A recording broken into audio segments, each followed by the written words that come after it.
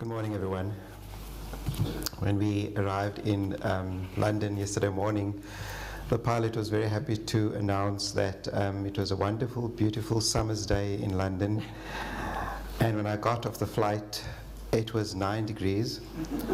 And I've just come from South Africa where it is winter, and I left the country with a temperature of 15 degrees, and that was cold to us. So I am still pleased that the weather is very pleasant in London. At least it's not raining.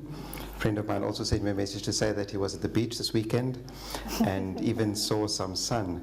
So we're very thankful for that. Thank you for the opportunity and thank you for the invitation. It's always lovely to talk about what happens in South Africa and around the world, but sometimes it's not always good to hear the other side. As Sue said, she was speaking from the profession's perspective, and I will be talking to you from a regulatory perspective. And my range of topics are also very wide.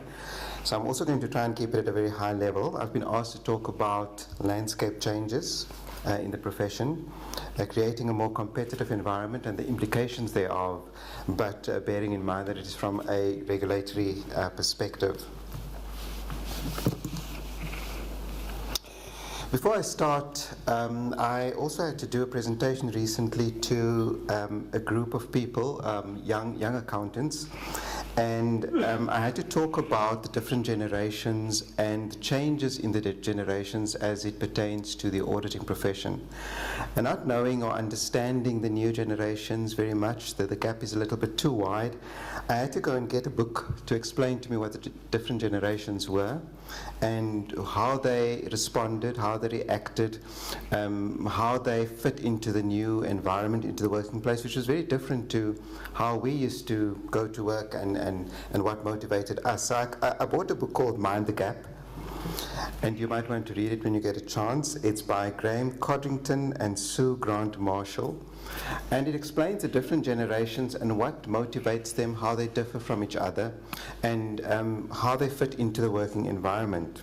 But in the book, they also talked about the different cycles that the generations go through, which is very similar to the cycles that I'll be talking about now when I refer to the current and the past financial crisis that we have been experiencing. And it's interesting how the different generations also have to fit into these cycles that the world goes through. But in the book, they talk about a historical cycle of crisis. And I know it sounds very negative, but unfortunately that is how it is. There's always some crisis and something happens in between, and then there's another crisis. But when any generation goes through a crisis, they then proceed to go into an era of individuals who are very outer-driven. And you can read about this in this book. They explain it very well. From there, it goes to a generation who wants to unravel their dreams. From there, they go to an inner-driven era, and that leads to another financial crisis, or to another crisis. Right? So it goes through different cycles, but this is just the generations, not finance. But it's interesting how finance fits into that as well. Just to set the background and explain again the perspective of my presentation, when we look at audit failures, it would help the profession to focus on very different areas, and the professions would normally respond to financial crisis. But when regulators respond, it is really because we have a responsibility to protect the public interest and to protect investors. So whatever response you'll see from regulators will be focused on what do we do to ensure and to give the assurance to the public and to investors that we can still protect their interest when there's a financial crisis. We also continue, and I know the profession does, we always continue to strive for high audit quality, and in the various inspections reports that are public, that are made public by the International Forum of Independent Audit Regulators and different regulators, the FRC in the UK, the IRBA in South Africa, you'll see that we always focus on driving high audit quality. So that has become a focus of our attention as well. Governments and regional structures have issued regulations. I'm referring here to the 8th Directive to also strengthen public protection and secure the independence of auditors, because when there's a financial crisis or a business failure, or an audit failure, the focus is always on auditors, and the first thing that we look at is the independence of auditors. And that's why you'll see the world going through phases where they will do or implement measures to strengthen auditor independence. And stricter measures currently is the order of the day globally and in South Africa. And of course, although in South Africa we don't slavishly follow what happens internationally, we have to align ourselves to what happens globally and look at what the best practices are and see how we will implement those practices in South Africa.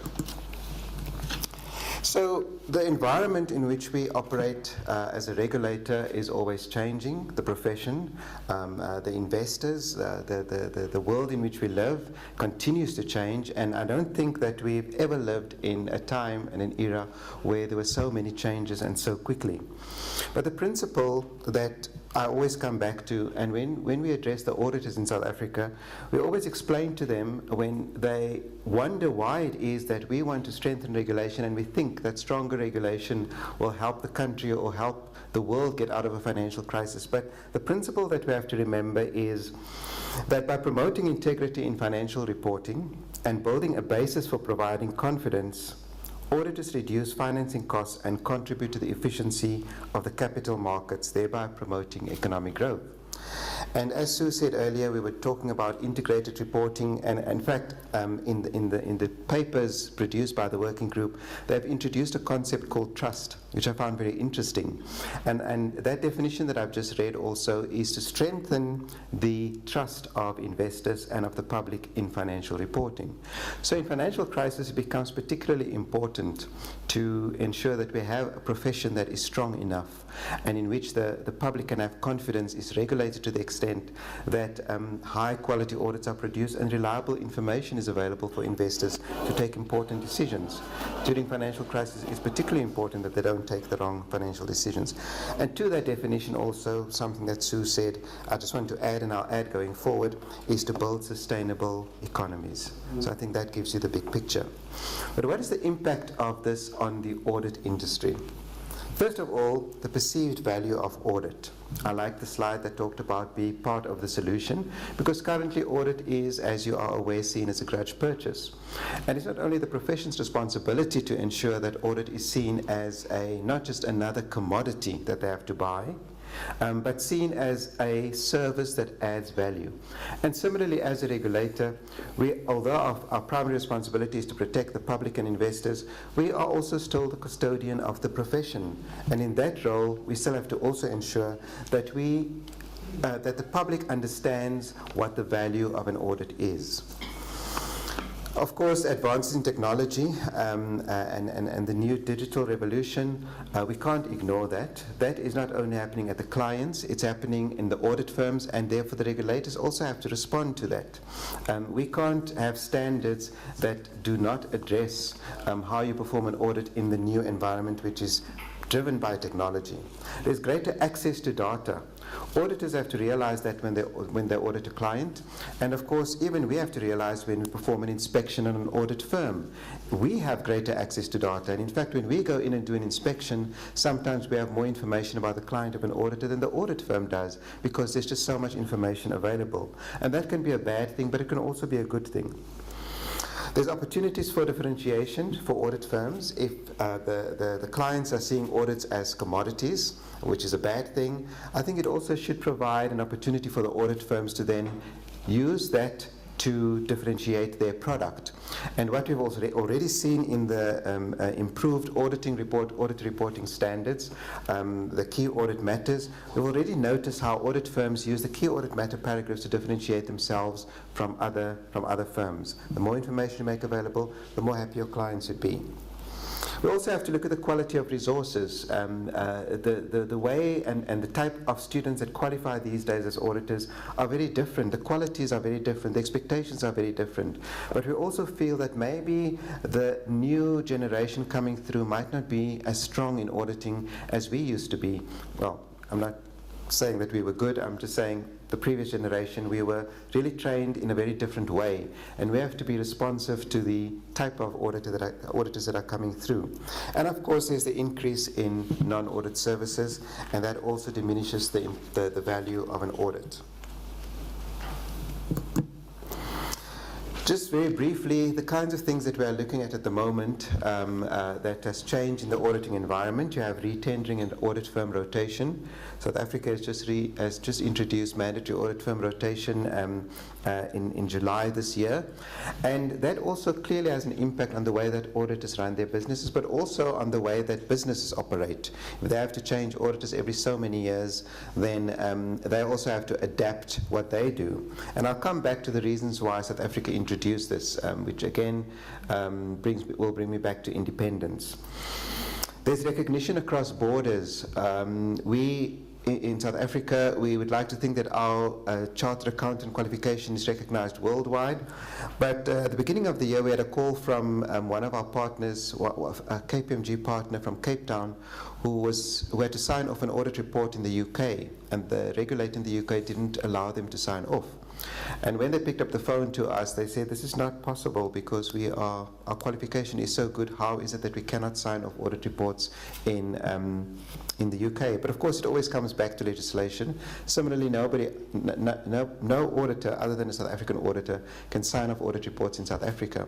But what we realize is that we have to now enter into agreements, different regulators, different institutes, to ensure that our auditors can move globally and sign off audit reports anywhere. There's no borders anymore. We live in a global world. Therefore, we have to enter into agreements to ensure that we recognize each other's qualifications, because, as you know, the youth also wants to be mobile. The International Education Standard 8 recognizes that audit is no longer just, you don't need competencies to be an accountant anymore. In South Africa, you first qualify to be an accountant, and then you have to do, besides your 3 years articles at an audit firm, an additional 18 months to obtain practical experience to becoming an auditor. And we recognize that to become an auditor, you need specialist competencies. It's not the same as just being a generalist accountant. And therefore, the Education Standards Board of IFAC, the standard IS 8, also recognizes that you need additional competencies. So in the past, when you were an accountant, and I know in the UK and some countries it's different, where you don't even need an accounting qualification to become an auditor. But in South Africa, we've now recognized that auditing is a specialist profession, and therefore we also expect that you have additional competence. And clearly that will impact on the type of individual that comes through as an auditor at the end of the day. Where audits are done have also changed. There's a lot of offshoring, there's outsourcing, use of data technicians, centers of excellence. You all know how that works. But the audit is no longer done at the client. If you're in London and you have a client in London, they might outsource some of the work to a company in India. And all of those factors have to be taken into account when you do the audit and when we do the inspection of the audit firm. We all talk about big data and data analytics. I don't know what that is, but everybody talks about it, and we know that it's a reality. Pyramid staffing model has changed. In the past, currently you've got the partner at the top and a big audit team at the bottom. But with audit becoming a specialist function and the complexity of audits and the complexity of business and clients, we also recognize that maybe that pyramid will be changed in the future, where you need the partners to be more, there to have to be more partners at the top and fewer people at the bottom. So that might also have an impact on the audit teams that we see going forward. The governance structures of the firms, I know the FRC has also issued papers and I think requirements for more transparency about the governance structures of the audit firms. Some of the audit firms, I think PwC in the United States now have more lawyers than they have auditors in their structures, and that is because of the world that they operate in. They have to defend themselves all the time, so instead of appointing more auditors, they have more lawyers. And because the business is complex, a lot of the audit firms are appointing people who are specialists in areas other than auditing and accounting. So those are just what I've been talking about, the kinds of things that we've seen changing in our auditing and accounting landscape.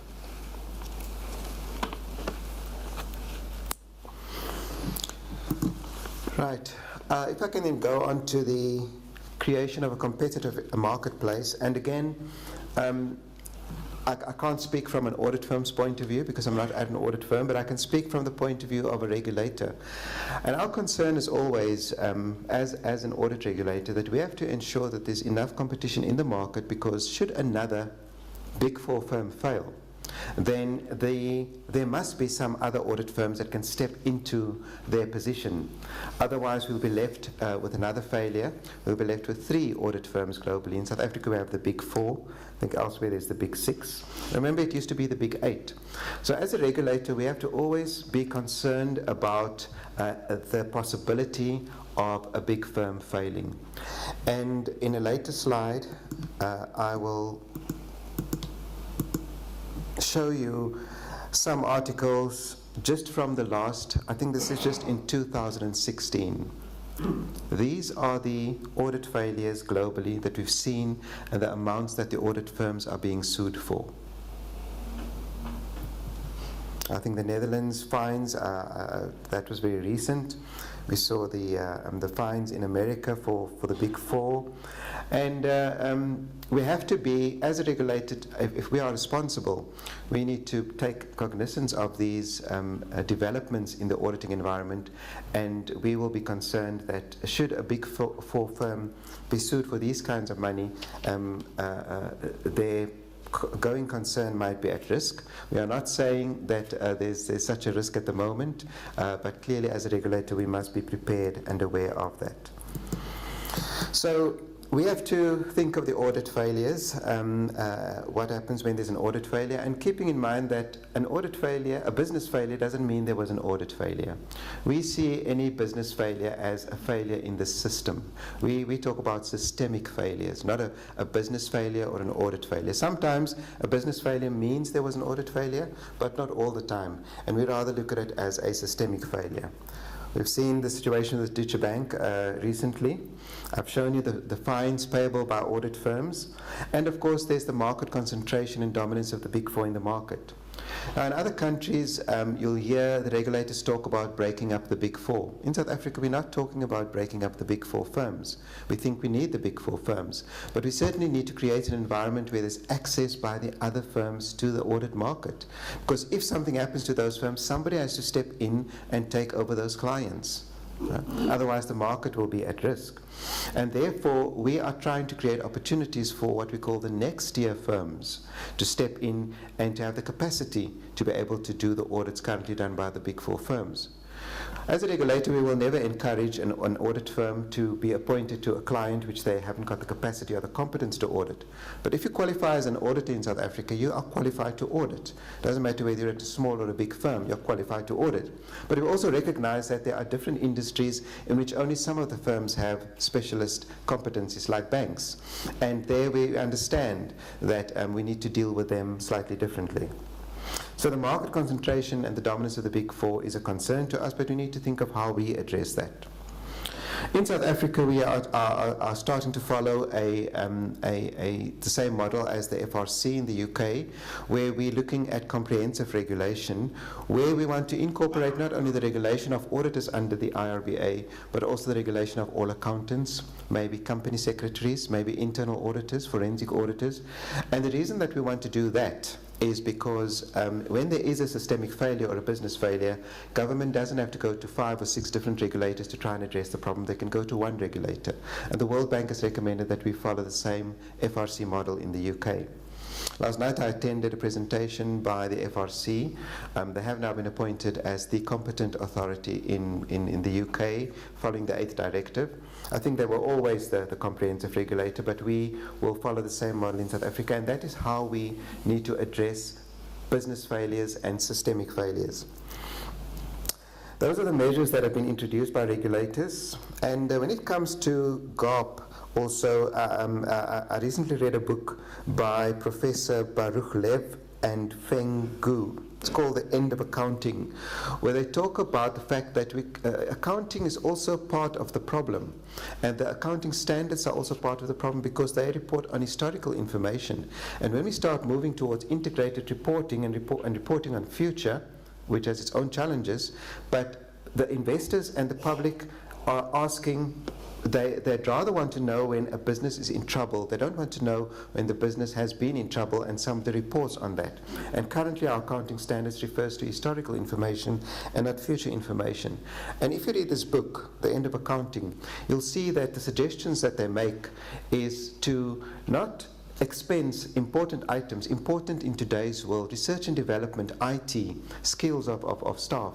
Those things can't be expensed as salaries anymore because then you lose it. Those are the things that should actually be capitalized because those are the new assets in the new world. And they're saying that instead of putting it through the income statement, those should go to the balance sheet. That is just at a very high level. But other things that they say should be capitalized are patents, brands, technology, innovations. We cannot just write those off anymore because the world now and companies live on technology and on changes in technology. There's changes in reporting, including integrated reporting. South Africa has we're fortunate to be part of the IRBA working group on that, and Sue's also on that working group. And there again, we're looking at how we provide assurance on a very different type of report. The new key audit matters in the ISAs. Also, the fact that investors can now get more information, there's more transparency. And that means that auditors also have to change how they do things and be more transparent about how they do things. So that is just, the next few slides are really just to show you the reasons why we as the IRBA in South Africa had to look at market concentration. We had to look at the lack of competition in the market. That is what our audit market looks like for listed companies. And I know that it's not different in other countries. And I think the UK, I spoke to the FRC last night, they're very similar, over 90% audited by the big four firms. And that's where you can see the rest of our firms are. And clearly somehow we've got to open access for them into the market. The audit tenure, we looked at audit tenure of the big companies, and these are the kinds of things, I'm not going into the detail because my presentation is not on mandatory audit firm rotation, but these are the reasons why we had to introduce mandatory audit firm rotation in South Africa. These are the things that exist at the moment. You have the big public listed entities with audit tenures for over 90 years, over 72 years. And if you look at the fees, you can understand why those firms are also not willing to, why they're resisting to give up those kind of clients. But these are the reasons that these are the things that we had to look at as a regulator. The threats to independence, just very briefly, familiarity threat between CFOs and auditors. We found an 18% correlation between FDs and the audit firms which were appointed. We found a 25% correlation between the audit committee members and chairs and the firms where they came from. It's not to say there is an independence problem, but there could be a perceived independence problem. And as you know, as accountants and auditors, perceived independence is just as important as real independence. In South Africa, we also had a bank failure, the African bank failure, and we're investigating the audit firms at the moment. In that example, and this is public knowledge, we found that 3 of the 4 audit committee members were from the same firm that audited the bank. And we're not saying that that caused the failure of the bank, but we certainly have to look at those kind of things. In South Africa, our inspections report, which is public, also shows that in the top 5 findings, we have mostly auditors behaving unethically, and of course, independence is part of ethical behavior. Audits performed by the Auditor General in South Africa, I think it's the same in the UK. Audits are contracted out to the private firms, and we find that when the Auditor General took back those audits and audited themselves, because they're too small to audit all the big public entities, and when they take them back, we find that it moves from a unqualified audit report to a qualified audit report, and that just demonstrates again that a fresh pair of eyes on an audit in an audit could also make a difference. Right, that shows the share price of Deutsche Bank. I think you're all familiar with that. 40 years of crisis. Today I'm almost done. Okay. 40 years of crisis, and here again, sorry to refer you to so many books, but there's another book by William Rhodes called Banker to the World. And where he lists all the periods that we went from one financial crisis to the next. And I go back to my first slide where I talked about the cycle of crises in the different generations. But similarly, in our finance world, we've moved from these different crises, and there's various reasons and different reasons behind them. But what he says in his book is that there is some commonalities between all these crises, and it comes back to poor regulatory oversight, dodgy accounting, herd mentalities, and in many cases a sense of infallibility. Also, each economy thinks that they're different to the previous economy, so they don't learn from the lessons of the previous financial crisis because they think they're different, but actually they should just look at what they can learn from the previous crisis. I think a lot of countries should rather, instead of looking at lessons learned from a crisis, what countries should be doing is to start or do research to see how they can have early warning signs of financial crisis approaching. And certainly there must be by now a lot of research that we can use to say, when we see this happening, we must be aware that there might be a financial crisis coming.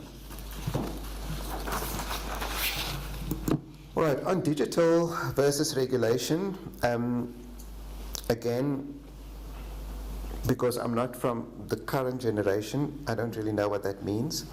But I quickly looked at the encyclopedia, and it says digital means something using digits, which was a 0 and a 1 in my days. I don't know what it means today. But clearly we have to know what digital actually means and how the world has changed. I think it's a lot more complex than just zeros and ones or talking in binary language. But we have to ask ourselves the question, is there too much reliance on IT? We understand that it will change the way that you audit. We understand it will change the way that we regulate. There's a lot of reliance on IT, and we can know, I think in our days there were approaches to audit around the black box, through the black box. I think those concepts are no longer relevant. We are now auditing the black box, and it means that the skills of auditors will also have to change. There's obviously data overload. Our concern as a regulator is that audits are now driven through methodologies and systems. And with the global firms, there's one methodology. And we are told in South Africa, when our auditors follow a certain approach, this is the global methodology. We can't change it. But it also takes away that thinking audit. We find that auditors don't seem to think too much about what they're doing anymore. And there's less and less professional skepticism. On Saturday, I'm going to I'm on the professional skepticism working group of the IRBA, and we're struggling at the moment to see how we can try to focus auditors' attention to be more professionally skeptical again, because I don't think auditors are professionally sufficiently skeptical when they perform an audit. And I specifically wanted to be on this working group as a regulator because we want auditors to be more skeptical, ask more questions, don't just follow the methodologies. And in South Africa, we talk about right touch regulation. We agree that there's over-regulation at the moment, but we come from a period where there was under-regulation or self-regulation, but we have to get to a situation where we have right touch regulation. So what are the implications of this? There's now, auditors have to have industry and client-specific knowledge. I say that transactions are much more complex. It's difficult to attract the right people to our profession. Cost of business and of audit has changed. It's increasing. We have to understand that our businesses operate across various jurisdictions, and firms have a global infrastructure, so we can't look at firms in isolation anymore. All of this has created, again, another expectation gap. Wider assurance is required. We don't want audits to be compliance driven. There's more other assurance providers providing the kinds of assurance. It doesn't mean that only auditors can provide assurance on integrated reports. There's other service providers doing that. And at the end of the day, everybody is looking for value add. So those are the kinds of competencies that we see in our program. If you qualify as an auditor, we're working these kind of competencies into our qualification these days, taking into account wider assurance and the fact that auditors must have more augmented skills. And those are the kinds of things that we're building into our qualification to become an auditor. And I think in closing then, if I can go back to my book on the generation gap, or mind the gap, where we are at the moment with our generations is The society and economies are in a low. There's a current societal low period, and I'm just trying to predict where we are and what kind of people that we're going to be getting going forward. We are in a period of financial gloom and market turbulence.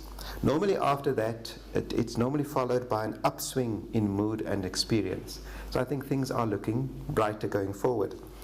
The next generation will be born into this era, and the new age of scientific inventions will hopefully fuel economic growth and global improvement. Thank you very much.